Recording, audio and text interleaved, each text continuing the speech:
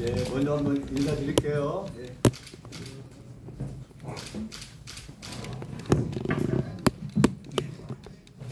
예, 오늘 여러분 대단히 반갑습니다. 예, 제가 도청에 한 1년 6개월 만에 들어온 것 같습니다. 예, 가슴이 뭐랄까요, 심장이 굉장히 복잡하더라고요. 6월 30일 날 퇴임식하고 한 2년 6개월 만인데 다시 와서 오늘 좀 뵙게 돼서 한편으로 반갑고 한편으로 소문스럽다는 말씀을 올립니다. 제가 아마 여러분들 데려온 것은 인사드리지만 아마 그 뜻을 잘 아시라고 생각합니다. 제가 천안을에서 국회의원님과 준비를 한 5개월 정도 했습니다. 결국은 당의 그 결정 때문에 홍성 예산으로 출마지가 갑작스레 변경했는데 그래서 우리 기자 언론 여러분께 인사드렸다 그런 말씀을 드립니다. 제가 갑작스레 출마지가 변경됐지만 아시겠지만 홍성 예산은 제가 도지사로서 4년간 고정 활동을 펼쳤던 중심지였고 저와 우리 안사람이 4년간 거주했던 연구라는 아주 강한 연구가 있는 곳이 바로 홍성 예산이기도 합니다. 그것이가 당의 그런 결정된 근본적인 배경이 된 게 아닌가 싶하고 오늘은 출마 선언식은 아니지만 또 우리 언론 여러분께 먼저 인사드리는 게 기본적인 도리인 것 같아서 이렇게 인사드려야 됐다는 말씀 드립니다. 앞으로도 언론 여러분께서 제가 도전을 펼치는 동안 여러 가지 성원과 지지, 따끔한 질책을 펼쳐 주신 것과 마찬가지로 많은 성원과 지지를 부탁 말씀드립니다. 반갑습니다. 고맙습니다. 혹여 질문 있으면 제가 말씀드리겠습니다. 고맙습니다.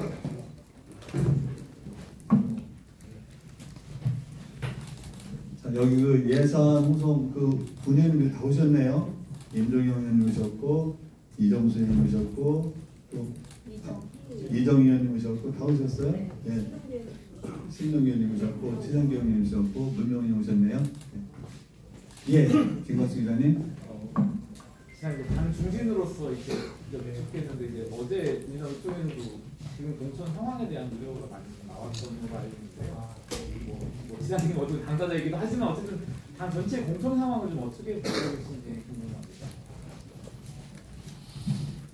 제가 뭐 후보자로서 당 공천 상황을 언급하는 것은 부적절하다고 생각합니다. 그럼에도 불구하고 당원을 넘어서 국민 여러분께서 걱정하시는 것도 사실이라고 생각합니다. 이런 국민의 걱정, 기후를 해소할 수 있는 우리 당대표님과 공천 관계자분들의 여러 가지 숙고와 또 여러 가지 상황에 대해서 나름대로 정확한 방향을 설정하는 것이 지금 상황에서 굉장히 중요하다고 생각하고 저는 당원의 한 사람으로서 또 국민의 한 사람으로서 우리가 당 지도부께 아주 간곡하게 요청을 드립니다. 많은 국민들은 혼란스러워하고 많은 사람들은 참으로 걱정합니다. 이런 혼란스럽고 걱정스러운 상황을 하루빨리 정리해 줄 것을 당원의 한 사람으로서 이 자리에 들어서 간곡하게 부탁 말씀드립니다.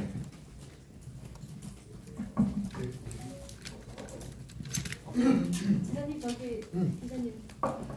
노란정보 신문의 성도환 기자입니다. 이 지역의 그 진보당 김용호 후보와의 단일화 방식, 시기, 뭐 거기에 대한 입장 등에 대해서 간략한 말씀 부탁드립니다.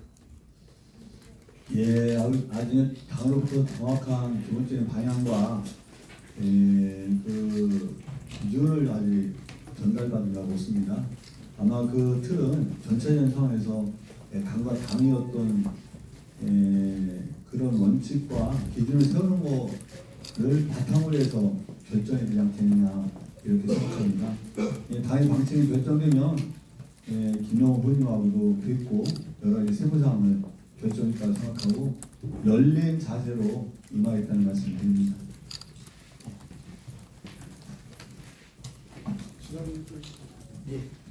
대전일보 유신영 기자입니다.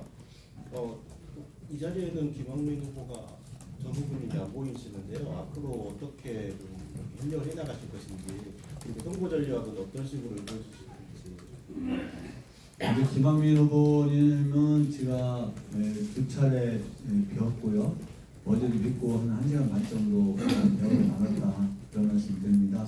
오늘 아마 기자 언론들한테 인사드리는 상황 때문에 함께 못 오셨지만 우리가 출마 선언식에서는 우리 김학민 함께 할 것이다 그런 말씀을 드리고요. 아마 김학민 후보님도 대선적 차원에서 개인의 아픔을 감수하면서도 어떤 민주당의 승리, 특히 양손주의 승리를 위해서 헌신하고 함께 해줘서 분명하게 약속드렸다는 점도 제가 확실하게 말씀드리겠습니다. 뭐 전략을 여기서 말씀드리기는 어렵고 전략이라는 것은 또 노출이 되면 안 되는 것도 있겠지만 제가 뭐 다시다시피 참 송스럽지만 제가 사선 국회의원과 도지사를 지내지 않습니까? 또 홍성 예산은 도정을 펼칠 중심이기 때문에 그런 틀에서 우리가 선거 기본적인 자세, 전략을 갖고 서로 연합된 말씀 드립니다.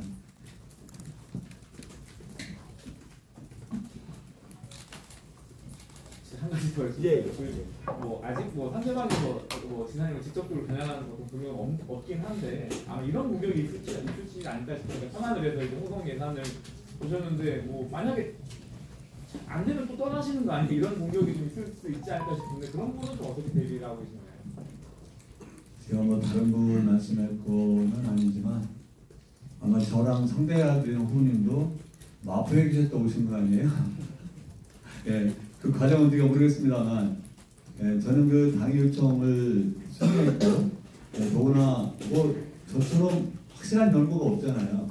제가 태어나서 자란 것은 아니지만 도에서 4년간을 생활했던 중심지 이런 그 내포 홍성 예산이기 때문에 저는 아주 강한 연고가 있다 이런 말씀을 좀 올리고요. 제가 뭐 어제 다른 분하고 그런 말씀 드렸습니다만 지역위원장으로서는 제가 정치를 마감할 것이 예산군 홍성구 지역위원회가 아니겠어요? 최소한 제가 지역위원회는 없는 선거가 있다면 또 홍성 예산 중심하겠지만 지역위원장으로서는 홍성군 예산 지역위원회 예산 홍성 지역위원회가 마지막이다 라는 말씀을 분명하게 드리고요. 제가 또 어디를 떠날 곳이 어디 있겠어요? 당장 뭐 천안에 이제 살리거나 전세가 나지 않아서 가짜스럽게 또 직상까지 얻었다가 여기 다시 전세를 얻어 가려지만 제가 떠날 곳도 없고 또 떠나는 상황이 오셔도 안 되고 이건 뭐 분명하게 우리가 국회의원에 출마라든가 이런 것은 홍성 예산이 마지막이고 물론 그 떠난다는 것은 상상한 도 없고 그건 뭐 지같이 양성적인 모든 걸 얼굴해도 선거에 떠나고 그런 상황 없을 것이다. 또 떠나는 상황이 오지 않도록 우리가 사력을 다할 것이다. 그런 말씀 드립니다. 어떤 경우도 떠난다는 것은 생각해 본 적이 없고 여기서 최소한 지역위원장으로서는 이게 정치적으로 마지막 지역위원장이다. 그런 각오를 갖고 임하고 있다는 말씀으로 대신하겠습니다.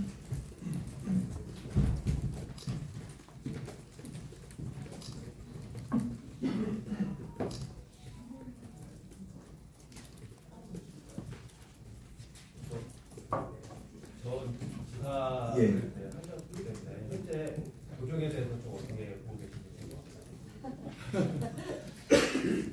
도정에 대해서 여러 가지 생각도 있고 분명한 판단도 있지만 또 후임 도지사님께서 취임하셔서 업무를 보시는데 2년도 안 되셨는데 그분에서 전임 도지사가 그걸 갖다가 말과 불가 또 여러 가지 견해를 밝히는 것은 아주 부적절하다고 생각합니다. 저는 거의 사적인 자리에서도 우리 현재 도지사님의 어떤 도전에 대해서 거의 말씀을 안 나누는 게 제가 생각이 없어서가 아니라 그것은 기본적인 전임 도지사의 자세가 아니다. 그렇기 때문에 말씀 안 드리는 걸로 답변을 올리겠습니다. 하여튼 뭐 어느 도지사가 맡았던 이제 도정을 잘 펼치고 하는 것은 우리가 도민의 어떤 그 이익이 되는 게 아니겠습니까? 늘상 뭐 우리 현재 도지사님께서 도정을 잘 펼쳐서 220만 도민이 정말 1등 도민으로서 자부심과 당당함을 갖고 생활할 수 있게 그런 상황이 오는 걸 기대하고 있습니다.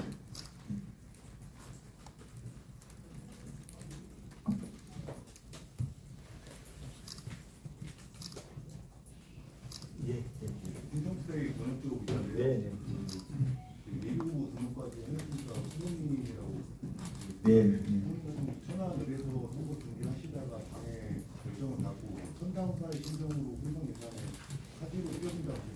네. 당과 지역 주민들 중 하나를 선택한다면 어디를 따르? 당과 지역 주민들 하나를 선택하면 네, 정말 어려운 질문이신데요.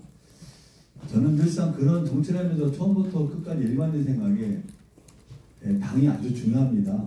당은 자기 이념과 정체성을 요구하는 건 아니겠습니까? 더 당보다 중요한 것은 국가라고 생각합니다. 당보다 더 중요한 것은 국민이라고 생각합니다. 모든 최종적인 기준은 국민이고 모든 최종적인 기준과 그거는 국가라고 생각하기 때문에 당의 이익이 아무리 앞서도 국가 이익과 충돌한다면 국민 이익과 충돌한다면 저는 단 1초도 흔들리지 않고 국가와 국민이 택할 것이다. 다만 개인적인 이익보다는 당의 이익이 우선이라고 생각합니다. 그게 이제 주민과 국민을 동일시할 때의 이 답변이라고 할 수 있다고 말씀드립니다.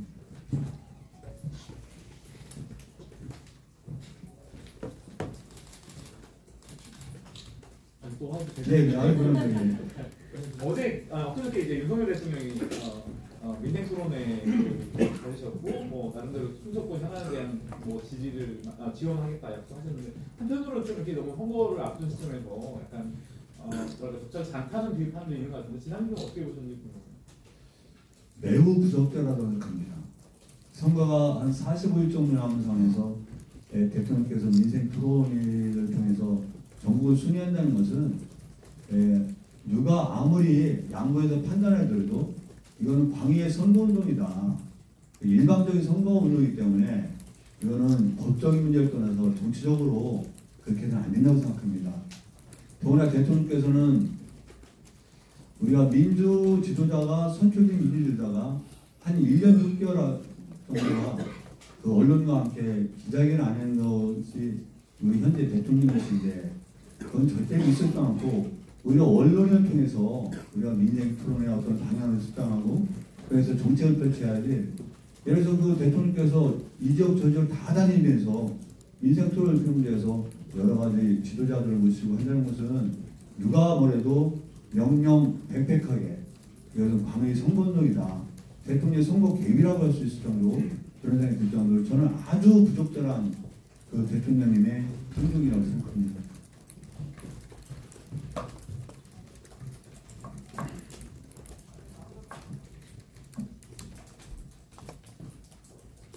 질문 있으실까요? 마무리해도 되겠습니까? 우리 여성분들 지금 한 분도 없이 저희가 곧 3월 4일 출정식 비슷한 기자회견을 정식으로 할 계획입니다. 그래서 일정이 잡히는 대로 기자님께 브리핑하도록 하겠습니다. 예, 오늘 제가 차 한 잔 대접할 수 없는 게 선거법 문제가 된대요. 그전 좀 깊이 좀 양해 좀 해주십사 그런 부탁 말씀드리고요.